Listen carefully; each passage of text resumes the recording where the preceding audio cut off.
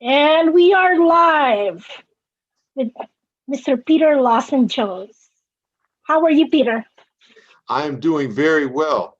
Amy, it's good to see you. I wish I were out in Hawaii where you are. It's a little bit cold where I'm at right now. All right. What's your temperature right now? What's the Oh, about 25 to 30 degrees, all snow right? on the ground. I'm not gonna brag. We're about like 52, and everybody's complaining about the cold. I take it. I'll take 52. That works for me. Well, thank you, sir, for doing this for me. I really, really appreciate it. No, And I appreciate the invitation. I'm the one feeling honored and privileged today. here's the thing. I'm not gonna beat around the bush. What does a guy, or how shall I say, how can you give up Harvard for a movie career, Peter? Well, wait a second. I'm still employing the skills that I learned at Harvard College, at Harvard Law School in my career as an actor. As a matter of fact, I've often stated that there's an intersection between being an effective courtroom attorney, an Uh-huh. effective politician, and an effective actor. And it involves the art of persuasion in whether you're trying to persuade a jury, a voter, or an audience of your authenticity and your worthiness. It's the same set of fundamental skills. So I'm still employing everything that I learned in college and law school, even in my career as an actor. So, which is more rewarding among the three then? Well, let's put it this way. When I when I was 10 years old, if you asked me what I wanted to do in life, I would have said I want to be a professional baseball player. I mean, every young man dreams of being a professional athlete. I wanted to be an actor and I wanted to be a politician. So I was an elected official for 22 years, and that was extremely rewarding because through a piece of legislation or through a phone call or through the stroke of a pen, you could change somebody's life for the better, or you could, Hmm. or you could impact your community and the society at large. So I thoroughly enjoyed the years that I spent as an elected official. Uh, I had a lot of fun whenever I was doing trial work. The rest of being a lawyer can be kind of boring, frankly, and uninspiring. But when you're in a courtroom, that is performance. That's performance art. So, That's true. but I absolutely enjoy the acting career. I used to act in high school, and I'm sorry, I did not act in high school. I acted in college and law school, and then not again for almost 30 years. So at the age of 55, I started acting again. So that's been about 13 years, and I have thoroughly enjoyed my journey as an actor and to a lesser extent as a playwright. So, okay, let's remind our audience. You are not just an actor right now. You have plays, and I went to your website, and you are writing a play, and Yeah, I'm you're working in on writing theater. my third play right now. And how does performing in theater um, different in performing on a television screen and in a movie? Because let's remind also our audience, you have a list of movies. You were with Tyler Perry. Hello, Alex Cross. And then you just was with Matthew McConaughey Yes. in that movie too. So it's not just Chicago Fire. A lot of people have this, I mean, especially the fans, they see them in one episode and they think that's the only thing they do because it's just a guest feature star. Not knowing Hmm. this acts the actors we have on television have acted not just on a television show that they watch, but they have a resume, a built-in resume. Yours is a very uh, complex, that's a very wide resume. You have theater and you have movies. So, Right. which is, I'm not going to say what do you prefer, but how different is one from the other, from theater to television to movies? Because you can distinguish that one right now. Well, TV and film work, TV and film acting requires a lot more subtlety than stage acting. When Mm-hmm. you're on stage, You have to project. You have to reach the person who's sitting in the back row. So things are a little larger. You have to play it a little larger than you do on film and TV, because in those mediums, the people you're trying to reach are just a couple of feet away from you, as close as 2 or 3 feet, a yard away from their TV screen. So things are more subtle. The facial expressions, what you'd say with your eyes, the body language is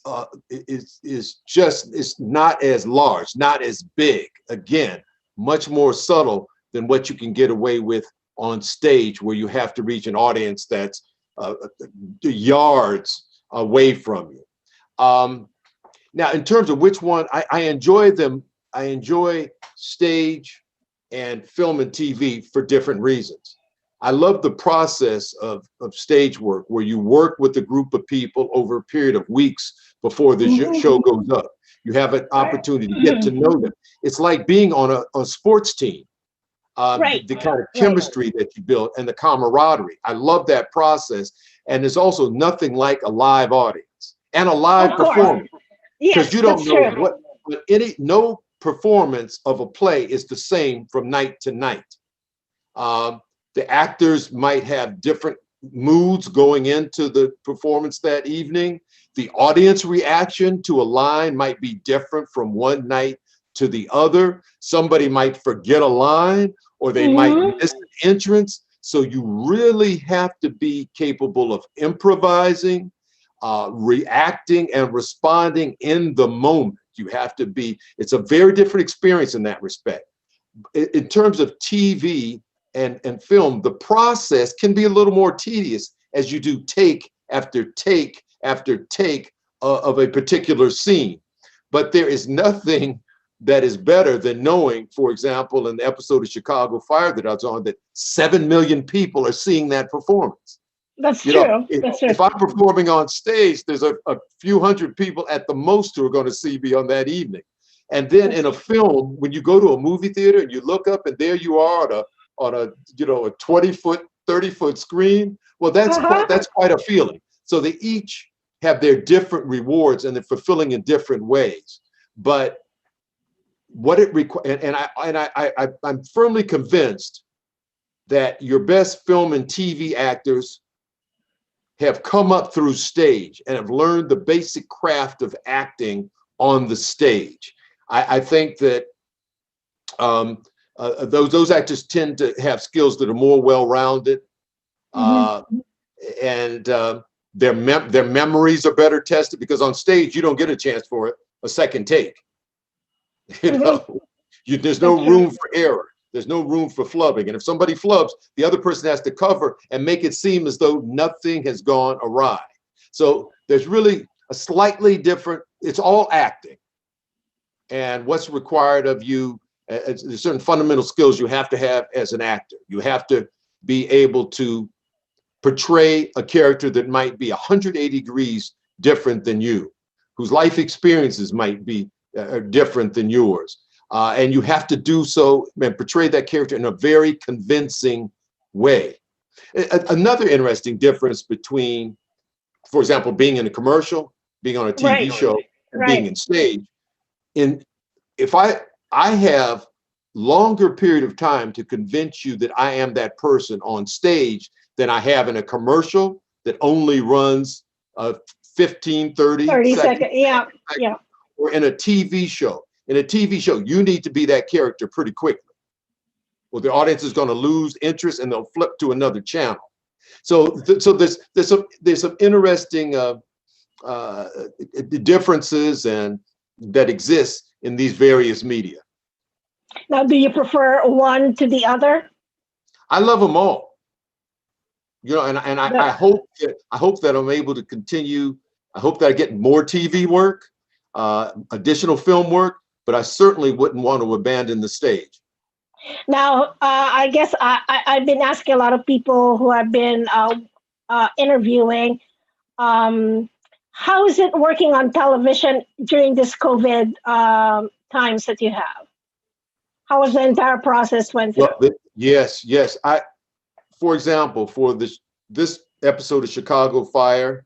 Funny, the things that remind us, episode 904, fourth episode of the 9th season of Chicago Fire. It was very different being on set than when I had been pre-pandemic sets, whether they're film or TV.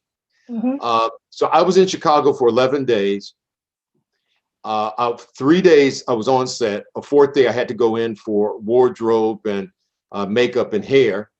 Although since I'm bald, they didn't have to spend too much time on the hair.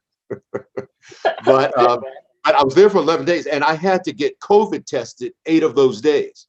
So there were some days the only responsibility I had was to drive from the hotel to the studio and get tested for COVID. On the set, COVID protocols were strictly observed. You didn't take off your mask until it was time to utter your lines. And then as soon as the take was done, you put your mask back on. And even craft services, how the food was catered and served was different.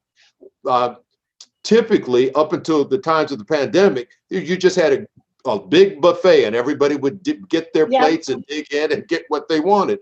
But with under COVID protocols, you had to, you went to the ledge in the kitchen, you pointed out what you wanted to eat, they put it in a plastic container, gave you your utensils, then you sat down at a desk, kind of like the desk that you would have as an elementary school student.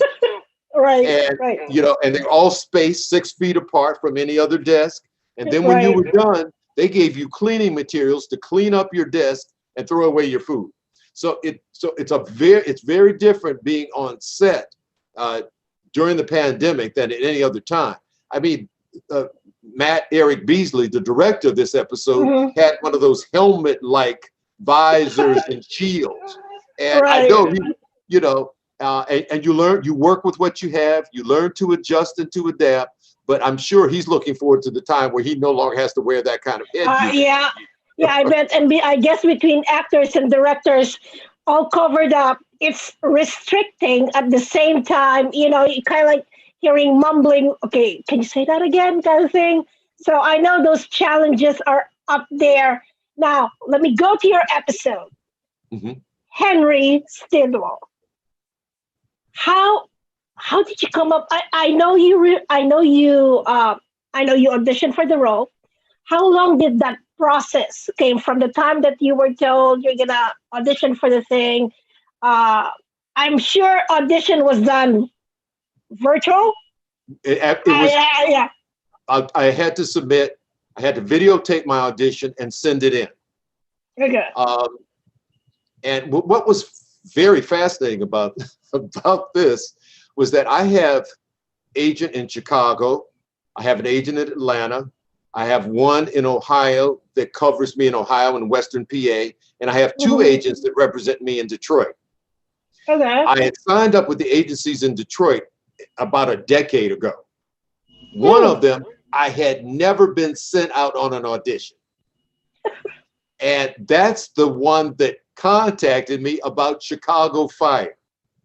And so in the email, she says to me, oh, they want to see you in the audition for this role in an upcoming episode of Chicago Fire. So I read the character description and it said a guy in his 70s who's frail. And so I shot her an email back. I said, well, I don't look like I'm 70 and nobody's ever described me as frail. And she said, I know, but they want to see you in it. So I said, sure, I'll do it. So I have a friend of mine who's my videographer. So anytime I have to submit an audition via video, a self-submission, a self-tape, I have him, he comes over to my house, we shoot the scene, then we take a look at the takes and figure out which one we want to submit. That scene, the scenes that I had to submit were so well written in and of themselves that I immediately connected with them. And one of the scenes I had to submit was the final scene in that particular episode. Yeah. And when I looked at the take, I almost teared up. Yes. And that's just seeing my performance without any of the bells and whistles, without really a scene partner. But for some reason, I was just able to emotionally connect to that role. And you know, my father in his last 6 months to a year of his life had a little, suffered perhaps a bit of dementia. Right, right. And his mental acuity began to wane. But I only saw that for a very relatively brief period of time. But I imagine that in the back in my subconscious, I probably took some things from him and from remembering him in that condition, however brief it was. But anyway, back to the audition process. Another interesting thing was that originally the role was written as a day player, 1 scene, 2 scenes. It could be shot in a day. Right. If that had been the case, they would not have been able to book me for the gig, for the simple reason that right now the Chicago franchise, those Chicago TV series, do only book Chicago actors for day player roles. So That's it was true. only after they expanded the role and its significance in the episode that I was then able to be cast, because I live outside of Chicago. I live in Shaker Heights, Ohio, just outside of Cleveland. So, Right. it was also ironic that an agent that I've not heard from in 10 years, that's never sent me out an audition, this is the one that contacts me for the best booking that I've had so far, at least in terms of TV and film in my career. And it's also ironic that initially it was a role that I would not have been eligible for, would not have been booked for, because it was a day player before they expanded the role and made it a guest starring appearance. So it perfectly worked out for you. It was meant It for you. really I would did. say it was meant for you. Thank you. It I was think meant there's for you. a little divine predestination in it, no question. All the cards fell in place, and that's more than serendipity, I think. So let me tell us about the experience working with the chief, Bolton, Amon. One of the best scene partners I've ever had in any project I've been involved in. I mean, Such a I don't mean to interrupt you, but let us remind the people he is a theater, a product of the theater too, of the theater world. and you let me, I mean, Amon Walker is he's a phenomenal person as well. He was so generous, so gracious, so supportive. I mean, in between takes, he would say, "Man, you are doing a great job." And at one point I said to him, I said, "Well, I've only got 50 words in the entire episode." He said, "Oh, but you're saying it with your eyes and with your face. That's how you're making the character work. That's how you're conveying what he's feeling." And he says, and you have a good face for TV. He said, "I've been around a lot of faces. You've got a good face for TV." So he was so supportive. And there's one thing that I would like to share, that it was not in the script, but I think it turned out to be one of the nicest moments of the episode. After we had finished one take of the final episode, when he and I are talking at night at the home that I return to from time to time because of my dementia, I got up from as we were breaking from the take, he said, "You know, when you stand up at the end of the scene from the stairs, before you hand me that cap, perhaps you could look back at the house, kind of longingly, knowing it might be, you might not return again." And I thought, man, that's a good idea. So I went back into the holding area. In this case, it was one of the vans that they used, because this was an outdoor scene. It was kind of cold outside. Right. And when I come back, I say to him, I said, "You know, I'm going to look at the house just as you suggested, but I'm going to do it after I've given you the hat and we've walked to the gate and I'm about ready to walk out of the yard. Then I'll look back." And as it turned out, that worked so well, because it allowed that special moment when I handed him the hat, and then separately, not muddled, another beautiful moment when I turn and look back at the house and he does as well. So that's an example of the kind of collaboration you can have with a with a veteran actor who's in tune with the scene, and just knows how to deliver a first-class performance. So I think it's clear that we had great chemistry on set, during the scene, and so, you know, I would love to work with him again, because it was just such a joy. Would be nice to have another kind of like a follow-up episode on that, because he did give your wife his card, right? That's right. That's right. Okay, That's right. I'm throwing out there. I like Oh, to I like speculate. that. Make sure to tell Dick Wolf and the producers that you'd like to see me back for another episode. let's tell Dick about it. And you know, I always felt, since the character was a former police lieutenant, he could be on Chicago PD, and because That's of his right. dementia, he could be on Chicago Med. So I see endless opportunities and possibilities with this role.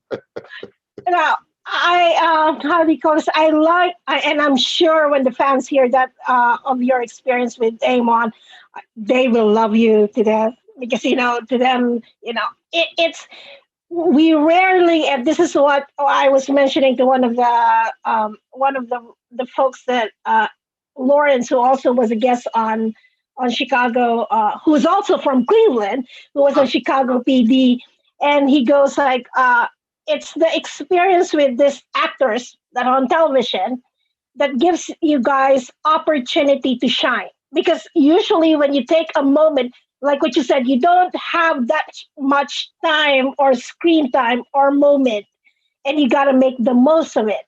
And it's nice to hear that the actors themselves who are mainstays, who are regular on the series, give you that opportunity. Um, is that so with other projects? You as a veteran actor, you work that, or is it like, I'm not trying to kind of like, excuse my French, but kiss ass the guys from Chicago Fire or PD or whoever, but because that's the common denomination that I hear from people that I work that I've spoken to, who on the One Chicago franchise. It seems like the actors, the mainstays, have this kind of like relationship with their co-stars, not just their co-star on a regular basis, but give opportunities to actors like you to shine. It doesn't work to any other projects that you have been experience-wise? Amy, that's a great question. And one of the advantages of being a guest star on a show is that you're in multiple scenes. Mm-hmm. So you get to develop rapport and relationship with your fellow actors who are in scenes with you. You know, Eamon and I not only talk between takes, but we had a chance to share a ride back from the set to our trailers. And I found out about his family, and I told him about mine, and we learned a little bit more about each other. So that's something that's unique to being a guest star as opposed to a day player. A day player, you might have some conversation with the other actors, but you can't get to know them as well, and you can't develop the chemistry to the extent that you can when you're working with them over a more protracted, attenuated period of time.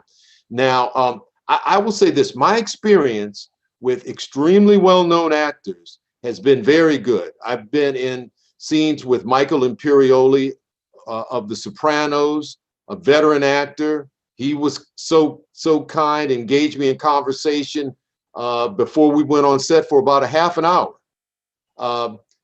Matthew McConaughey, who I work with on White Boy Rick, both at the table read and then in the actual scene. Very approachable. Cicely Tyson, who was in a scene with me in White Boy Rick, after our scene was shot, we sat on the side and chatted for 30 minutes, with that legendary actress, rest in paradise. So, I've had nothing but great experiences with these well-known talents, some of them Oscar winners and Oscar nominees, Emmy Award-winning performers. And so mine has been a very positive experience. There's really nobody I can think of that I've acted with who's well known and renowned, that I've had any negative experience with.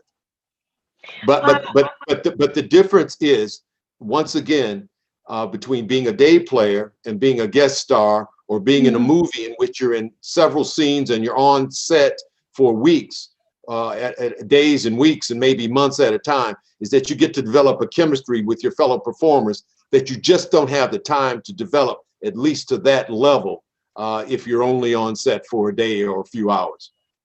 Okay, I also wanted to ask is like, um, I guess this is my question for like asking for your advice. You have a very successful law career, a politician, and you did a jump from a very, let's just say, a stable income going to the entertainment business. What do you suggest? And like what you said, in your 50s, uh, what advice will you give to those, let's say, late bloomers in the entertainment business? Um, to pursue a dream or something that you really wanted to do after having a very successful career. Well, let me say, I'm somewhat fortunate because, I'm still able to practice law. I still have a consulting practice. And I receive a pension every month because I had like 34 years of credit in the public employees retirement system in Ohio. So that certainly gave me some flexibility and some security to pursue acting vigorously. So I would advise people, don't quit your day job, or make sure you have a stable source of income if you want to make this jump. But most importantly, don't give up on your dreams. If you have, and let me say this, I'm not saying aspire to be an actor if you really don't have the talent. No more than I would tell somebody who wanted to be a professional basketball player to pursue that if they couldn't dribble a ball or shoot it. So you need to have a certain level of skill. I would also suggest that you hone your skills by acting in stage productions in your community. I would then urge you to network. Matter of fact, if you want to be successful in any field of endeavor, my advice is to network hard and then work even harder. Because I learned a lot from talking to people who were further up the acting ladder than was I. It was a result of a conversation that I had with one actor that I went to Detroit and secured representation in Detroit. So I was always trying to find out as much as I could from other people who had more experience and more success than I did, because people are always willing to offer advice and counsel if you're willing to take the time. They don't mind if you pick their brain. And that's exactly what I've done. So I'd give that advice to anybody who in their 40s or 50s or even 60s decides that they want to pursue acting. Have the skills, do your work, learn the craft via stage, pick the brains of those who are further along in their careers than you are, and then follow up. Do those things that they suggest. But I've always taken heart in the fact when I saw that Eli Wallach of blessed memory performed until he was in his 90s. Christopher Plummer, who I just found out today passed yesterday, has been one of my inspirations. He got his first Oscar when he was in his 80s. So if you stay in shape, and that's another important thing, stay in good physical condition. If you aren't in good shape, you can't make it for the long haul, and you certainly can't spring an acting career, launch into an acting career, catapult to an acting career when you're in your 60s and 70s if you're in poor health. So that would be the general advice. But the most important thing is, if you have the requisite talent and you're willing to put in the work, don't give up on the dream. Why not? We're living longer and longer. There are actors who are performing well into their 70s, 80s, and even 90s. So it's never too late to start if you're willing, if you're diligent, if you're industrious, if you're willing to put in the work. Very well put, Mr. Peter Lawson Jones. I mean, couldn't have. I mean, I'm probably gonna have to add, do not burn your bridges in show business. I'll have to add that, because they said it's a very Absolutely. entertainment industry is very small. Everybody knows everyone, and I usually tell people that you gotta pick your battles when it comes to the entertainment business. And I salute you, sir. It was a very awesome performance. Yes, you got me in my Oh, Kleenex moment, and I mission was accomplished then. mission accomplished. Okay, so I will leave you a couple of seconds. Say hello to your fans because I know you have like a lot of messages going on. I just saw your post, and we will be posting this.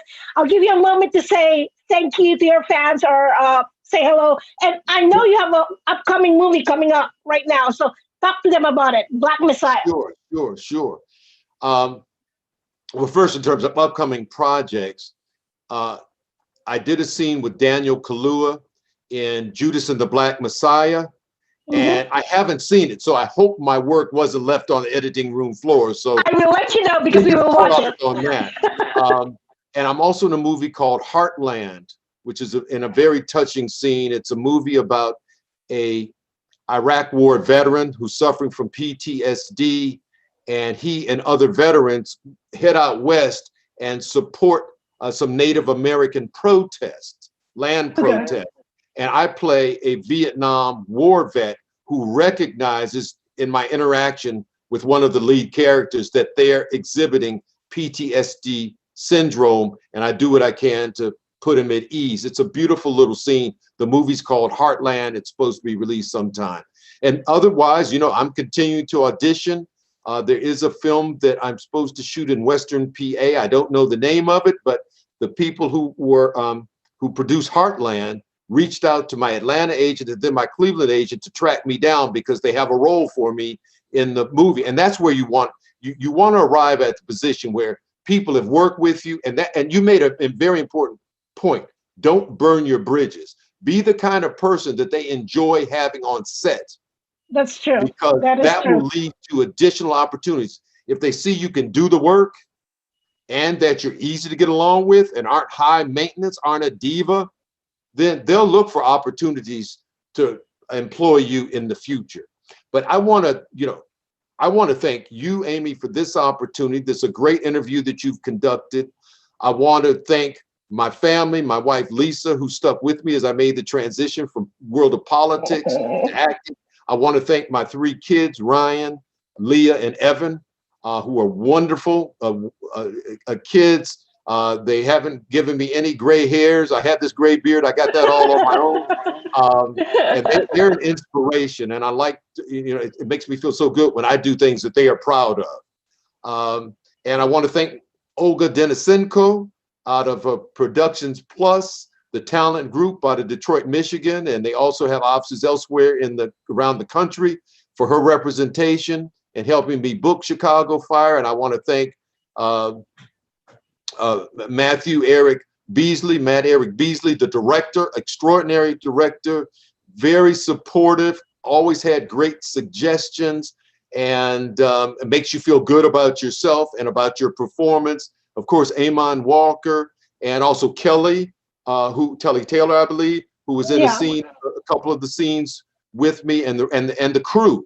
They just extraordinary, very talented crew, and it was a fun environment. It was a great environment in which to perform, supportive and professional, but still a pleasurable milieu in which to perform. And I hope I do have some new fans who saw that episode of Chicago Fire. And there's no better franchise than Chicago Med, Fire, and PD. And the great Dick Wolf. It was my dream, even before I started acting again. I always wanted to be on the classic, the original Law and Order. Thank you. And so, unfortunately, that run of that particular show ended after, I think it was 17 years. It was a lengthy run, maybe Right, long. right, right. So I didn't get on that Dick Wolf production, but I feel I've made it. Matter of fact, somebody said to me earlier, you've been on a Dick Wolf production. It doesn't get any better than that on TV. That's And true. I look forward to the future. I'm excited about it. And, to all the people who appreciated my performance in Chicago Fire as Henry Sidwell, also known as 24198. I want to thank you for watching and for all your encouragement, and thank all my friends who've reached out and commended me over the last couple of weeks. Well, let's remind everyone that you are on Instagram. You better keep up with your Twitter. We followed you on Twitter. And then, of course, And on Facebook and Instagram. Facebook. I think it's either Peter Lawson Jones or Peter Jones on Instagram. It's Right. PeterJonz, unusual spelling on Twitter. But otherwise, it's the regular Peter Lawson, Lawson Jones. So I look forward to hearing from you. Well, we did follow you. We told you were good. You were awesome, Mr. Jones. And I wish you all the luck. And I am looking forward to your new projects.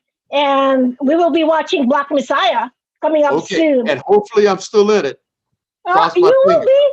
All right. But hey, no matter what, it's a great film, and it's a film worth seeing, and it tells about an important moment in American history, an important time of American history. Is worth seeing. So. And I think it's one of those movies that needs to be told. That is Especially rarely now. Especially now. Yeah. So thank you, sir. I appreciate your time. We will be talking soon. I look forward to it, Amy. This has been a lot of fun. Thank you. Bye. Bye-bye.